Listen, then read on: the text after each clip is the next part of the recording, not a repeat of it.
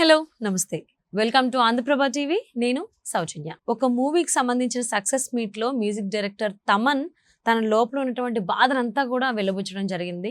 So దాన్ని ఉద్దేశించి చిరంజీవి గారు ట్వీట్ కూడా చేయడం జరిగింది. సో ఇప్పుడు అది టాపిక్ చాలా వైరల్ అవుతుంది, హాట్ టాపిక్ అవుతుంది ఫిలిం ఇండస్ట్రీలో. మరి ఈ అంశానికి సంబంధించి వారి విశ్లేషణని, వారి అభిప్రాయాన్ని మనతో పంచుకోవడానికి ఈరోజు మనతో పాటు ఉన్నారు senior film journalist Narayana Raju గారు ఉన్నారు. వారితో మాట్లాడదు. నమస్తే అండి. నమస్తే అమ్మా. అంటే ఎస్ఎస్ తమన్ ఎప్పుడు చాలా జోవియల్ గా హ్యూమర్ ని ఆయన చూపిస్తూ స్టేజ్ పైన ఇప్పుడు వరకు చూసాం, సక్సెస్ మీట్ లో కానీ ఏ మూవీ సాంగ్ రిలీజెస్ లో కూడా. కానీ for the first time even Chiranjeevi గారు కూడా ట్వీట్ లో అదే మెన్షన్ చేశారు. ఎప్పుడు జోవియల్ గా ఉండేటువంటి నువ్వు లోపల ఇంత బాధ ఉందా, ఇంత ఫైర్ ఉందా, ఇంత నువ్వు లోపల ఉంచుకుని చెప్తున్నావా బయటికి అని చెప్పేసి అన్నారు. అంటే తమన్ గారు అంత భావోద్వేగానికి గురవడానికి గల కారణాలు ఏమై ఉండొచ్చు అంటారు? తమన్ ఒక బహిరంగంగా తనలో ఉన్న ఫైర్ను లేదా బాధను బయట చెప్పుకున్నాడు. కానీ ఇలాంటి సందర్భాన్ని, ఇలాంటి ఇబ్బందిని, ఇలాంటి ఒత్తిడిని నాకు తెలిసి చాలామంది సెలబ్రిటీలు ఎదుర్కొంటున్నారు. ఎందుకంటే ప్రొఫెషన్లో ముందుకు కొనసాగడం ఒక టెన్షన్తో విషయం. ఆ తర్వాత చేసిన ప్రొఫెషన్ అంటే ఒక మ్యూజిక్ డైరెక్టర్ కావచ్చు, కెమెరామెన్ కావచ్చు, ఆర్టిస్ట్ కావచ్చు, ఏదైనా కావచ్చు, మళ్ళీ సక్సెస్ సాధించాలి. ఇంత ఒత్తిడిలో ఉన్న ఆర్టిస్టులకు కొత్తగా ఈ ట్రోల్స్ అనేది ఒక ఇబ్బందికరంగా మారింది. ఈ విషయంలో తమన్ విషయంలో ఇంకా ఎక్కువ జరిగింది. తమన్ ఒక సక్సెస్ఫుల్ మ్యూజిక్ డైరెక్టరు, సినిమా వారసత్వం ఉంది. ఆయన అనేక బ్లాక్ బస్టర్ సినిమాలకు తన మ్యూజిక్ కంట్రిబ్యూట్ చేస్తున్నారు. అనేక సక్సెస్ సినిమాలో ఆయన భాగాన్ని కూడా, ఆయన పార్టిసిపేషన్ను మనం తక్కువ అంచనా వేయలేవు. మీరు అన్నట్టుగా అతను సరదాగానే అందరితో కలిసిపోయి ఉంటాడు, సరదాగానే మనం మాట్లాడుతున్న సందర్భాలే చూసాం. డాకు మహారాజు ఈవెంట్లో అది సినిమా సక్సెస్ మీటు. ఆ సినిమా సంక్రాంతికి వచ్చి మంచి సక్సెస్ అయింది. బాలకృష్ణకు అఖండ తర్వాత మళ్ళీ ఒక అద్భుతమైన మ్యూజిక్ తమన్ అందించాడన్న పేరు కూడా వచ్చింది. ఈ ఈవెంట్లో అనుకోకుండా సినిమా గురించి, సినిమా సక్సెస్ను తను ఎంత ఆనందిస్తున్నాడు అనే విషయం చెప్పాలి. అలా కాకుండా తనలో ఉన్న భావోద్వేగాన్ని బయట చెప్పుకున్నాడు. ఈ ట్రోల్స్ వల్ల ఎంత ఇబ్బంది పడుతున్నాడు, దీనివల్ల ఎంత నష్టం జరుగుతుంది అనేది ఆయన వివరంగానే చెప్పుకుంటూ వచ్చాడు. ఆయన భావాన్ని మనం అర్థం చేసుకుంటే ఈ అకస్మాత్తుగా ఆయనకు వచ్చిన ఇబ్బంది కాదు ఇది. చాలా కాలంగా సోషల్ మీడియా ద్వారా ఆయన మీద ఒక విధమైన అటాక్ జరుగుతుంది. మరి అది ఎందుకు జరుగుతుంది అనేది మనం ఖచ్చితంగా చెప్పలేనప్పటికీ ఈ సినిమా రంగంలో ఒక సినిమా మార్కెట్లోకి వెళ్ళాక అటు ఆంధ్రప్రదేశ్లో కావచ్చు, ఇటు తెలంగాణలో కావచ్చు, లేదా ఓవర్సీస్లో కావచ్చు, ఈ ఫ్యాన్స్లో కొంత విభజన వచ్చింది. తమ అభిమాన హీరోకు పనిచేస్తే ఒక విధంగా, అపోజిషన్ హీరోకు పనిచేస్తే మరో విధంగా, ఏదో ఒక లక్ష్యం చేసుకొని, ఒక లక్ష్యాన్ని నిర్ధారించుకొని దాని మీద వాళ్ళు ట్రోల్స్ చేస్తూ చాలా ఇబ్బందికరమైన వ్యాఖ్యలు చేస్తున్నారు. ఇది ఒక మోతాదు మించాక ఎవరికైనా ఇబ్బందే.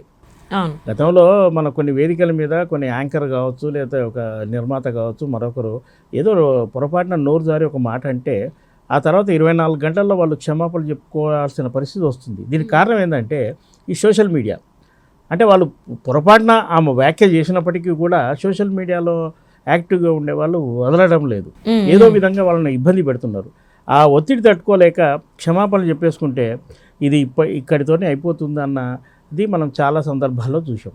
ఇదే తమన్ విషయంలో కూడా తమను మాట్లాడిన దాంట్లో ఒక మంచి విషయం కూడా ఉంది. అభిమానులు మీరేమైనా చేసుకోండి, మీరు కొట్టుకోండి, మరొకటి చేసుకోండి, కానీ సినిమాను కిల్ చేయకండి అని ఆయన చాలా విన్నపం చేశాడు. సినిమా అంటూ లేకుంటే అసలు ఎవరు లేరు కదా. అంటే సినిమానే నమ్ముకొని ప్రత్యక్షంగా పరోక్షంగా వేలాది కుటుంబాలు ఇక్కడ జీవనోపాధి పొందుతుంటాయి.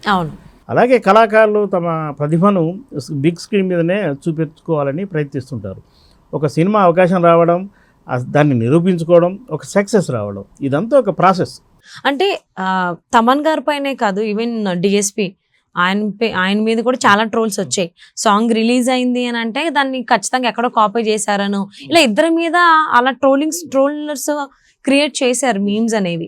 సో ఇక్కడ ఇప్పుడు లేటెస్ట్గా డాకు మహారాజు సక్సెస్ మీట్లో తమన్ మాట్లాడిన వ్యాఖ్యలు చూస్తుంటే, వింటుంటే ఇది ఖచ్చితంగా ట్రోలర్స్ గురించి, లేదంటే ట్రోలర్స్ని ఉద్దేశించే తమన్ అన్నారా, అని అనిపించట్లేదు. ఎందుకంటే సంక్రాంతి సందర్భంగా రిలీజ్ అయినటువంటి 3 సినిమాల్లో 2 సినిమాలకి ఈయనే మ్యూజిక్ కంపోజ్ చేశారు. గేమ్ చేంజర్ కావచ్చు, డాక్ మహారాజ్ కావచ్చు. సో డాక్ మహారాజు జనాలు ఆకట్టుకుంది. బట్ గేమ్ చేంజర్ ఏంటంటే రిలీజ్ అయినప్పటి నుంచి కూడా డిజాస్టర్ గేమ్ చేంజర్ అని చెప్పేసి అని #ట్యాగ్స్ క్రియేట్ చేశారు అప్పటికప్పుడు. సో అంతా ఫ్లాపు రీచ్ అవ్వలేదు, అనుకున్నట్టుగా లేదు, రొటీన్గా స్టోరీ ఉందని ఇలా నెగిటివ్ టాకే వచ్చింది. సో దాన్ని ఉద్దేశించే తమన్ మాట్లాడారేమో, సినిమాని చంపేస్తున్నాము, సినిమా చచ్చిపోతోంది, సినిమాని మనం కాపాడుకోవాలి, అది లేకపోతే మనం లేవు కదా అనేటువంటి భావోద్వేగభరితమైనటువంటి మాటలు మాట్లాడారు ఆయన. సో దీన్ని బట్టి చూస్తే నిజంగా ట్రోలర్స్ని ఉద్దేశించే మాట్లాడారా అనేటువంటి డౌట్ వస్తుంది. ఆయనకు ఈ ఇబ్బంది అకస్మాత్తుగా గేమ్ చేంజరో లేదా మరో సినిమాతో వచ్చింది కాదనేది నా అభిప్రాయం. ఎందుకంటే గతంలో కూడా ఒక ఆడియో మార్కెట్లోకి రాగానే మీరు అన్నట్టుగా ఈ ట్యూన్ పలానా దగ్గర నుంచి తీసుకొచ్చి కాపీ పేస్ట్ చేశాడు అనే అభిప్రాయాన్ని చాలామంది వ్యక్తం చేస్తుంటారు. దానికి సంబంధించి ఆధారాలు కూడా ఆ సోషల్ మీడియాలో సబ్మిట్ చేస్తుంటారు. అయితే గేమ్ చేంజర్ డిసప్పాయింట్ చేసిన మాట వాస్తవమే. అయితే దానికి సంగీత దర్శకుడు మాత్రమే బాధ్యుడు కాదు. అందులో హీరో ఉన్నాడు, హీరోయిన్ ఉంది, అసలు యాక్చువల్గా ప్రొడ్యూసర్ కూడా ఉన్నాడు. వాళ్ళకు లేని ఇబ్బంది కేవలం తమన్ను మాత్రమే టార్గెట్ చేస్తారని నేనైతే అనుకున్నాను. ఎందుకంటే అది మ్యూజిక్ ఓరియంటేషన్ సినిమా కూడా కాదు. ఈ పాటలు హిట్ అవ్వడం అనేది చాలా దర్శకుడి ట్యూను, దర్శకుడు ఎంపిక చేసుకునే విధానం, దానికి వచ్చే లిరిక్, దాన్ని పాడే సింగర్సు, దాన్ని విజువలైజ్ చేసే డైరెక్టరు లేదా కొరియోగ్రాఫర్, ఇన్ని స్టెప్పులలో ఆ పాట ఆదరణ పొందుతూ ఉంటుంది. కాబట్టి ఆ సినిమా ఫెయిల్ అయినందుకు, ఒక పెద్ద సినిమా 500 కోట్లతో తీశారని ప్రచారం చేసుకుంటున్నారు కాబట్టి అది డిసప్పాయింట్ చేసినందుకు తమను కూడా డిసప్పాయింట్ అయి ఉంటాడు. అయితే ఆయనకు కెరీర్లో ఫ్లాప్లు చాలా సినిమాలు ఉన్నాయి. అవును, ఫ్లాప్లు ఉన్నాయి, హిట్లు ఉన్నాయి, అన్నీ ఉన్నాయి. కాబట్టి ఆ సినిమాను టార్గెట్ చేశారని కాదు, ఓవరాల్గా ఆయన కొంతకాలంగా ఈ విషయంలో సఫర్ అవుతున్నారు. అంటే కేవలం మీరు అన్నట్టు ట్రోలర్సే కాకుండా ఇండస్ట్రీలో కూడా కొందరు ఉండొచ్చు, అవకాశాలు అందుకోలేని కొన్ని సెక్షన్స్ ఉంటాయి, వాళ్ళు కూడా టార్గెట్ చేస్తుంటారు. అవి వాళ్ళ చెవిలో ఏదో క్రమంలో చేరుతూనే ఉంటాయి. ఈ ఒత్తిడి నుంచి ఆయన ఫైర్ అయ్యాడు, ఒక బ్లాస్ట్ అయిపోయి వేదిక మీదే, సందర్భం కాదు, ఎదురుగా బాలకృష్ణ లాంటి టాప్ హీరో ఉన్నాడు, అయినప్పటికీ కూడా తనలో ఉన్న ఫైర్ను బయటికి తెచ్చాడు. అది చర్చనీయాంశమైంది. ఇప్పుడు టాలీవుడ్లో చాలా చోట్ల అందులో చిరంజీవి గారు ట్వీట్ చేయడం కూడా కొంచెం వెంటనే అసలు తమన్కు చిరంజీవికి సంబంధం ఏంటి, అసలు చిరంజీవి గారు కూడా స్పందించారు. చిరంజీవి ఇలాంటివి చాలా ఎదుర్కొన్నాడు. అయితే చిరంజీవి కొంత తటస్థ మెంటాలిటీ, ఎన్ని విమర్శలైనా ఆయన చిరునవ్వుతో స్వీకరించే మనోధైర్యం ఉన్న వ్యక్తి. అంటే అసలు చిరంజీవి గారు ఎందుకు ట్వీట్ చేసి ఉండొచ్చు అంటారు తమన్ గారి మాటలకి సంబంధించి? వ్యక్తిగా తమన్ అభిప్రాయం ఇది. అంటే గేమ్ చేంజర్ సినిమాని ఉద్దేశించి మాట్లాడారు, అందుకనే చిరంజీవి గారు రియాక్ట్ అయ్యి ట్వీట్ చేశారని కూడా కొంతమంది భావిస్తున్నారు. ఇప్పుడు గేమ్ చేంజర్ అనేది వాళ్ళ అబ్బాయి సినిమా, రామ్ చరణ్ సినిమా, కాబట్టి అతనిలో ఉన్న అంటే ఈ సినిమా ఫెయిల్యూర్కు తమన్కే అంటగట్టడం వల్ల తమను సఫర్ అవుతున్నాడేమో, అందుకే అతను ఇలా మాట్లాడాడేమో అన్న అభిప్రాయంలో తమన్లో ఉన్న ఫైర్ను అర్థం చేసుకున్న చిరంజీవి వెంటనే చాలా త్వరగానే ఆయన రియాక్ట్ అయ్యాడు. కానీ మిగతా హీరోలు ఎవరు తమను స్పీచ్కి స్పందించిన దాఖలాలు లేవు. బహుశా ఆ తర్వాత ఏమన్నా వాళ్ళు బయటకు వచ్చి మాట్లాడతారు, పర్సనల్గా ఏమన్నా మాట్లాడారేమో మనకైతే తెలీదు. చిరంజీవి ఒక పెద్ద మనిషిగా తమన్ను సమర్థిస్తూనే ఒక పెద్ద మనిషిగా తను తెలియజేయాల్సిన విషయాలు చాలా అద్భుతంగా ట్వీట్ చేశారు. అది ఖచ్చితంగా అది ఆలోచించదగిందే. అంటే మాటలు ప్రాణాలు పోస్తాయి, ప్రాణాలు తీస్తాయి అనేటువంటి మీనింగ్ వచ్చేలా కూడా ఆయన ట్వీట్లో మెన్షన్ చేశారు. సో మాట్లాడేటప్పుడు చాలా జాగ్రత్తగా ఆచితూచి మాట్లాడండి, అంటే ఒక థాట్స్లో మంచి థాట్స్ వచ్చేలాగా మాట్లాడండి అనేటువంటివి కూడా ఆయన ట్వీట్లో ఉన్నాయి. సో మరి ఇది ఎంతవరకు దారితీస్తుంది? తమన్ వ్యాఖ్యలు ఏవైతే ఉన్నాయో ఎమోషనల్ అయ్యారో, బర్స్ట్ అవుట్ అయిపోయారు. సో అవి ఎలా అర్థం చేసుకుంటారు సినిమా ఇండస్ట్రీ వాళ్ళు? సినిమా చచ్చిపోతుందని బాధపడుతున్నారు తమన్ గారు.